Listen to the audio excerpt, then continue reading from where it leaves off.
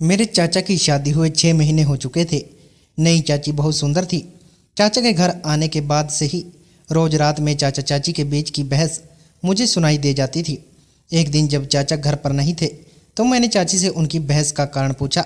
तब चाची ने मेरा हाथ पकड़कर कहा कि तुम्हारे चाचा मुझे खुश नहीं रख सकते, यही हमारे झगड़े का सबसे बड़ा कारण है। ऐसा कहने के बाद चाची मुझे अजीब नज़रों से देखने लगी। अचानक ही उन्होंने वहाँ हाथ रखा जहाँ नहीं रखना चाहिए था और फिर चाची सबके लिए पुरानी दुल्हन बन गई थी, लेकिन मेरे लिए वह अब भी नई दुल्हन ही थी। चाचा की शादी के बाद पूरे 6 महीने बाद मैं गांव के घर आया था। मेरे पिताजी की नौकरी शहर में होने के कारण हमारा पूरा परिवार शहर में रहता था। हाल ही में मैंने अपनी प्रतियोगी परीक्षाएं ख़त्म की थी और थोड़ा फ्री हो गया था, इसलिए कुछ दिन गांव जाने का फैसला किया। मैंने नई चाची के साथ ज़्यादा समय बिताया था। हमारे गांव के घर में छोटे चाचा और दादाजी रहते थे। अब चाचा जी और दादाजी की देखभाल करने के लिए छोटी चाची आई थी। चाचा और चाची की शादी को 6 महीने हो चुके थे। उनकी शादी में पिताजी को ज़्यादा दिनों की छुट्टी नहीं मिली थी, इसलिए हमें तुरंत शहर लौटना पड़ा था। गांव पहुंचते ही मैंने घर में अपना बैग रखा, तभी चाची मेरे सामने पानी का गिलास लेकर आई। उस समय मैं चाची को ठीक से देख नहीं पाया था क्योंकि वह मुझे पानी देकर तुरंत वहाँ से चली गई। वह हमेशा घर में पल्लू ओढ़कर ही घूमती रहती थी। मेरी चाची बहुत नाजुक और सुंदर थी। वह मुझसे जल्दी बात करने के लिए भी तैयार नहीं थी। गांव पहुंचने के अगले दिन मैं गांव के अपने दोस्तों के साथ कुएं में तैरने गया, जहां में मुझे यह सारी चीज़ें अनुभव करने को नहीं मिलती थी। इसलिए गांव आने के बाद से लगातार 2-3 दिन मैं कुएं में तैरने जा रहा था। तैरने के बाद मैं निखिल के साथ उसके खेत के फार्म हाउस पर जाता था। वहाँ पर कई प्राकृतिक चीज़ें थी जिन्हें देखना मुझे बहुत ही पसंद था। लगातार 3-4 दिन निखिल के साथ मैंने बहुत मस्ती की। 4 दिनों के बाद मेरी मस्ती वहीं रुक गई क्योंकि निखिल को अपनी बहन के घर जाना था। उसने अपने फार्म हाउस की चाबी मुझे दे दी थी।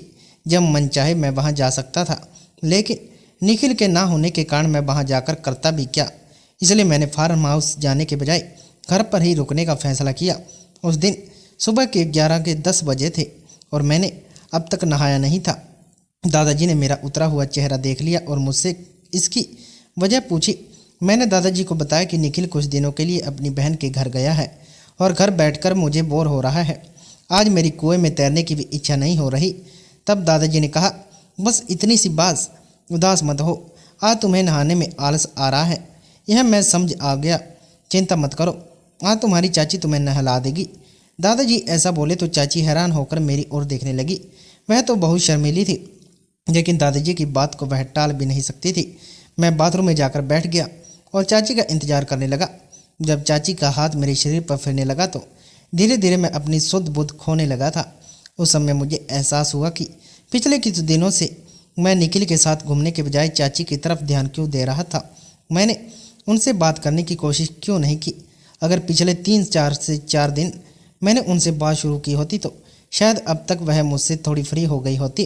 खैर, जब मैं नहा रहा था तो चाची एक बार भी मेरी आंखों में आंखें नहीं मिला रही थी। शायद वह बहुत ही ज़्यादा शर्म महसूस कर रही थी। उन्हें थोड़ा बोलने के लिए प्रोत्साहित करने के मकसद से मैंने मस्ती में अपने शरीर पर लगे साबुन के झाग को उनके गाल पर लगा दिया। मेरी की गई मस्ती पर चाची कुछ नहीं बोली। जब मैं नहा रहा था तो उनके सिर का पल्लू बार बार नीचे खिसक रहा था और वह उसे बार बार ठीक कर रही थी। पल्लू बार बार उठाने के चक्कर में उनके हाथ से साड़ी का पल्लू जोर से नीचे गिर गया। मैंने कभी चाची को उस नज़र से नहीं देखा था, लेकिन सच में चाची बहुत ही सुंदर थी। उन्होंने तुरंत अपना पल्लू ढक लिया और बोली, बेदांत, मैंने तुम्हें साबुन लगा दिया है, अब तुम खुद ही अपने शरीर पर पानी डाल ले। ऐसा कहकर वह तुरंत बाहर चली गई। मैंने पानी डालकर तौलिया लपेटा और बाहर आ गया। बाहर आकर देखा कि दादाजी कहीं नजर नहीं आए। बाथरूम से निकलकर मैं सीधे चाची के पास गया। चाची अपने कमरे में साड़ी बदल रही थी। जब तक मैं बाहर पहुंचा उन्होंने अपने कपड़े बदल लिए थे। मुझे देखते ही वह चौंक गई।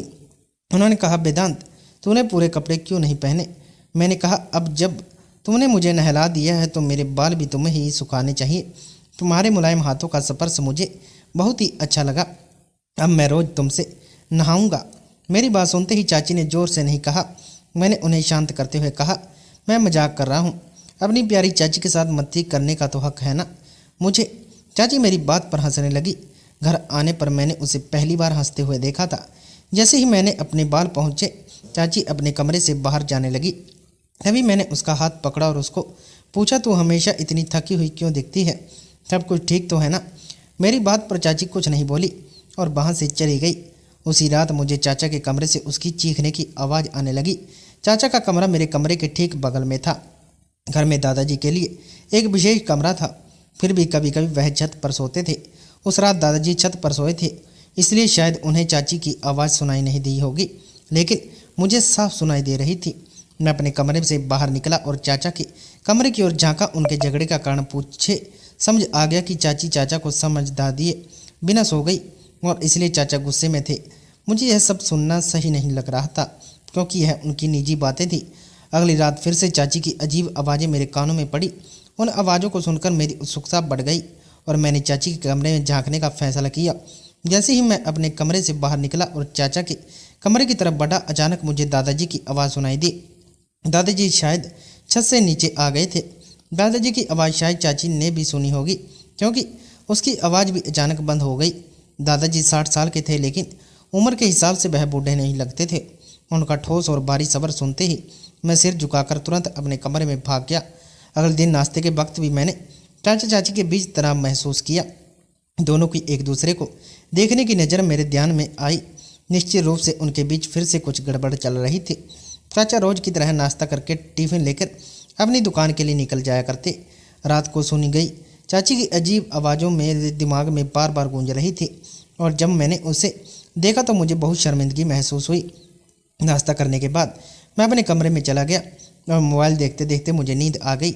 जैसे ही मैं नींद से जागा, मैं अपने कमरे से बाहर निकला। बाहर ना दादाजी के ना चाची जी के कमरे का दरवाज़ा खुला था, लेकिन दादाजी के कमरे का दरवाज़ा बंद था। मैं किचन से पानी पीकर बाहर देखा तो मुझे चाची दादाजी के कमरे से बाहर निकलते हुए दिखी। वह बहुत थकी हुई लग रही थी। वह बार बार अपने हाथों को सहला रही थी और उसके चेहरे से ऐसा लग रहा था जैसे उसके हाथ पैरों में दर्द हो रहा हो। उसके चेहरे से भी लग रहा था कि उसके हाथ पैर दुख रहे हैं। मुझे देखते ही चाची बोली, वेदांत बैठ तू, मैं तेरी खाने थाली लेकर आती हूँ। उसने मुझसे नज़र मिलाकर बात नहीं की। वह दादाजी के कमरे में ऐसा क्या कर रही थी कि इतनी थक गई थी। घर में कुछ चीज़ें मुझे बहुत अजीब लग रही थी। चाची देखने में सुंदर थी। जब से मैं गांव से बाहर गया आया था, मैं देख रहा था कि दादाजी मुझे घर से बाहर कहीं जाने नहीं देते। वह हमेशा चाची के पीछे ही रहते थे। यह बात मुझे साफ नज़र आ रही थी। चाची हमेशा थकी हुई लगती थी। घर में साधारण काम करते हुए कोई इतना कैसे थक सकता है? हर दूसरे दिन चाची और चाचा के बीच कुछ न कुछ गड़बड़ दिखती थी। शायद चाची चाचा को वह समय नहीं दे पा रही थी जो वह चाहते थे और इसकी चाचा चिड़चिड़ा थे।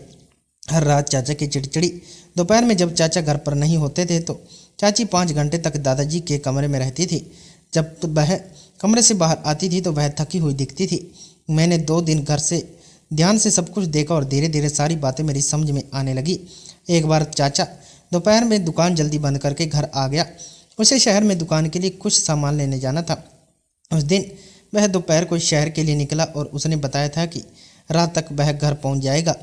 लेकिन जब वह शहर पहुंचा तो उसे पता चला कि जिस इलेक्ट्रिक सामान के लिए वह आया था वह सामान लेने में उसे 2 दिन और लगेंगे। तब चाचा का शहर में रुकने का 1 दिन का समय 2 दिनों का हो गया। जब पता चला कि चाचा शहर में है तो मेरे माता पिता ने उन्हें 2 दिन और घर पर रुकने के लिए कहा। अब अगले 4 दिनों तक चाचा घर पर नहीं थे। दादाजी रोज छत पर सोते थे। चाचा के घर पर ना होने के कारण उनके कमरे में आकर सोते थे। एक रात मैंने देखा कि चाची दादाजी के कमरे में जा रही थी, लेकिन उस समय मैंने उस पर ध्यान नहीं दिया। आधी रात को मुझे अचानक खांसी लगी, जिससे मेरी नींद खुल गई। पानी पीने के लिए जब मैं रसोई की ओर जा रहा था तब मैंने देखा कि चाची दादाजी के कमरे से बाहर आ रही थी। उस समय वह बहुत ही थकी हुई दिख रही थी। दादाजी के कमरे से अपने कमरे तक जाते हुए वह मुझे लड़खड़ाते हुए चलती हुई दिखी। उनका संतुलन बिगड़ने से पहले मैंने उन्हें पकड़ लिया। मुझे देखकर चाची बहुत डर गई थी। मैंने उन्हें अपने कमरे तक पहुंचाया। मैंने उनसे पूछा, चाची तुम इतनी देर दादाजी के कमरे में क्या कर रही थी? इस पर उन्होंने कुछ नहीं कहा और बस इतना बोली कि मुझे बहुत नींद आ रही है। खुद को कम्बल में लपेटकर सो गई। चाची का आधी रात को दादाजी के कमरे से बाहर आना, उनका थका हुआ चेहरा, यह सब कुछ अजीब लग रहा था। चाची मुझे कुछ बताने के लिए तैयार नहीं थी। अगले दिन से ही मैं चाची से वही सवाल पूछने की कोशिश कर रहा था। दोपहर 12 बजे जब दादाजी थोड़ी देर के लिए बाजार सब्जी लेने गए थे, उस समय चाची खाना बना रही थी। घर में चाची और मेरे अकेले थे। मैंने इस मौके का फ़ायदा उठाते हुए रसोई में जाकर उनसे सवाल किया, जो मैं इतनी रात को दादाजी के कमरे में क्या कर रही थी। इस पर उन्होंने कहा, तुम्हारे दादाजी को खांसी आ रही थी, इसलिए मैं उन्हें पानी देने गई थी। मुझे समझ आ गया था कि वह झूठ बोल रही है। पानी देने के लिए 10 मिनट काफ़ी होते हैं, लेकिन वह पूरी 3 से 4 घंटे दादाजी के कमरे में गई थी। मैंने उनसे कहा, इस घर में क्या चल रहा है? मुझे सच बताओ, यहाँ आने के बाद मैं रोज़ रात तुम्हारी और चाचा की बहस सुन रहा हूँ। तुम चाचा के साथ ऐसा क्यों करती हो? चाचा घर पर नहीं होते तब भी तुम दिन में दादाजी के कमरे में जाती हो, और अब तुम आधी रात को 4 घंटे दादाजी के कमरे में थी। क्या तुम्हें चाचा पसंद नहीं है? तुम्हारे मन में चाचा के लिए कोई भावनाएं नहीं है या नहीं? मैं गुस्से में चाची से सवाल कर रहा था। जब उन्होंने कहा, तुम जो समझना चाहते हो समझो, कुछ बातें तुम समझ ही गए हो। सुनो, तुम्हारे चाचा मुझे खुश नहीं रख सकता, इसलिए मैं अपने ससुर की मन की सेवा करती हूँ। मैंने कहा, मन से सेवा, इसका क्या मतलब? इस पर चाची ने कहा, अब इसका जो मतलब तुम्हें समझना है वह तुम समझो, और वहाँ से चली गई। वह मेरे सवाल का सीधा जवाब देने के लिए तैयार नहीं थी। मैं समझ नहीं पा रहा था कि एक अच्छी उम्र के पति को छोड़कर वह दादाजी के पीछे क्यों पड़ी है। फिर एक और दिन बीत गया। उस रात मैंने उन्हें अपनी आंखों के सामने दादाजी के कमरे में जाते हुए देखा। वह मुझे कुछ बताने के लिए तैयार नहीं थी। अगले दिन दादाजी का कोई दोस्त घर आया था और कुछ समय के लिए उन्हें ग्राम पंचायत में ले गया। मुझे पता था कि वहाँ दादाजी का काफ़ी समय लगेगा और उनको जल्दी वापस आने की संभावना कम थी। तब मैंने चाची को बहाना बनाकर घर से बाहर ले जाने का फैसला किया। घर से निकलते समय मैंने चाची से कहा था कि हमें मार्केट जाना है, लेकिन मार्केट ना जाकर मैं उसे अपने दोस्त के फार्म हाउस पर ले आया। फार्म हाउस पर पहुंचते ही मेरी नज़र चाची पर टिक गई। वहाँ हम दोनों ही थे। चाची मुझसे पूछने लगी कि मैं उसे कहाँ पर ले आया हूँ। मैंने उसे मीठी बातें करना समझ लिया और अंदर जाते ही कहा कि मुझे पता था कि घर में रहते हुए तुम कभी सच नहीं बताओगी, इसलिए मैं तुम्हें यहाँ लाया हूँ। अब तुरंत मुझे सच बताओ कि तुम्हारे और दादाजी के बीच क्या चल रहा है। क्या सच में तुम चाचा से खुश नहीं हो रही, फिर कोई और कारण है? तभी चाची ने मेरा हाथ पकड़ा और एकदम मेरे करीब आ गई। वह बोली, वेदांत, तुम बेवजह ज़्यादा सोच रहे हो। मैंने तुम्हें एक बार बताया था, वही मान लो। अब तुम्हें गांव आए काफ़ी दिन हो गए। यहाँ के मामलों में दखल देने से अच्छा है कि तुम जल्दी से जल्दी अपने घर वापस चले जाओ, नहीं तो तुम्हारे दादाजी की तरफ मुझे तुम्हारी भी सेवा करनी पड़ेगी। तुम्हारे दादाजी को मुझसे उनकी और बाकी लोगों की सेवा करवाना बहुत पसंद है। मेरी नज़र देखकर चाची मुझसे मुंह फेरकर वहाँ से चली गई। उस वक्त भी उसने मुझसे सच नहीं कहा, जरूर वह कुछ छिपा रही थी। मैंने तय किया कि मैं चाची पर नज़र रखूँगा। उस दिन मैंने जैसे ही चाची को फार्म हाउस पर लाया था, वैसे ही उसे घर छोड़कर आया। फिर मैंने कहा कि मैं अपने दोस्त के पास जा रहा हूँ और शाम को घर लौटूंगा। इसके बाद मैं घर से निकल गया। रास्ते में मेरी दादाजी से मुलाकात हुई तो मैंने उन्हें भी बता दिया कि मैं शाम को घर लौटूंगा। मैंने जानबूझकर दादाजी और चाची जी को अकेला समय दिया। दादाजी के घर पहुंचते ही मैं आधे रास्ते से वापस घर की ओर मुड़ गया। उस दिन दोपहर के 2 बजे से लेकर शाम के 7 बजे तक मैं घर पर नजर रखे हुए था। दादाजी और चाची जी के बीच घर में क्या चल रहा था, वह सब कुछ मेरी आंखों के सामने था। दिन भर की उनकी बातें मुझे समझ आ गई थी। उन पर नज़र रखने के बाद रात के 8 बजे मैं घर आया। रोज़ की तरह मैंने शांतिपूर्वक रात का खाना खाया।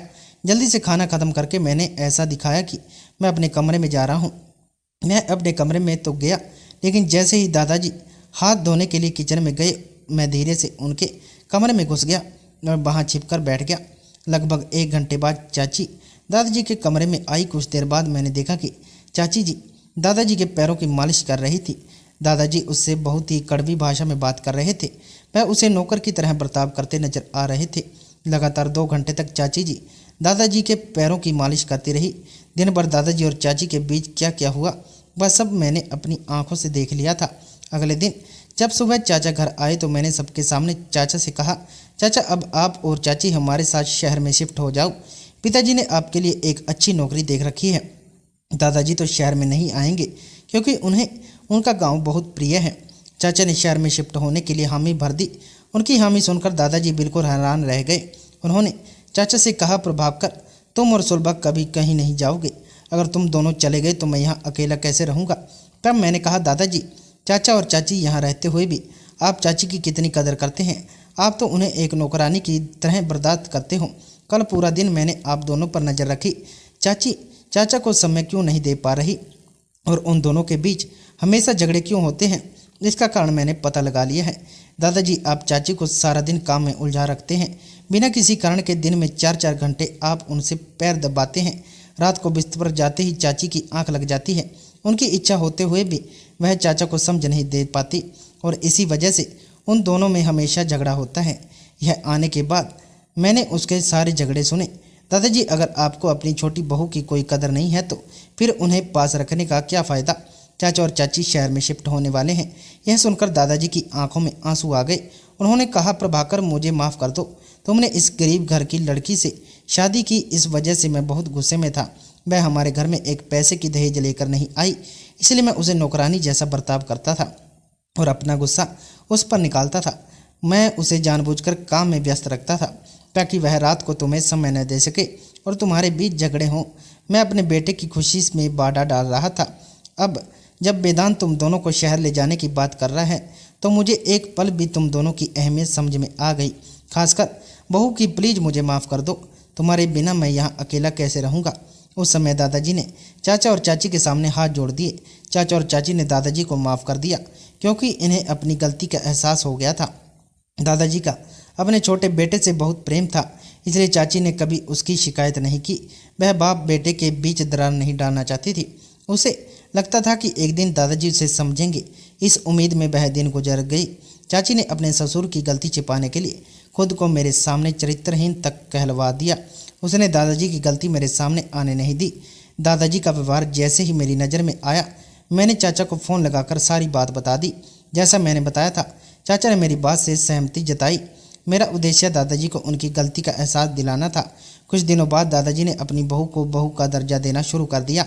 उन्होंने चाची को उसके मायके गरीबी को लेकर ताने मारना हमेशा के लिए बंद कर दिया, क्योंकि उन्हें यह समझ में आ गया था कि चाची की सुंदरता और उसके बड़े दिल का उसकी मायके की गरीबी से कोई संबंध नहीं है। दोस्तों, इंसान की सुंदरता उसके व्यवहार और बोलचाल में होती है, उसके पास मौजूद पैसे से नहीं। इसलिए किसी को भी पैसे से मत आखिर, बल्कि उसके स्वभाव और व्यवहार को देखकर उसकी असली पहचान कीजिए। तो दोस्तों, यह थी आज की हमारी कहानी। आपको कैसी लगी? आपको कहानी अच्छी लगे तो वीडियो को लाइक करके चैनल को सब्सक्राइब कर दो। मिलते हैं एक और नई कहानी के साथ।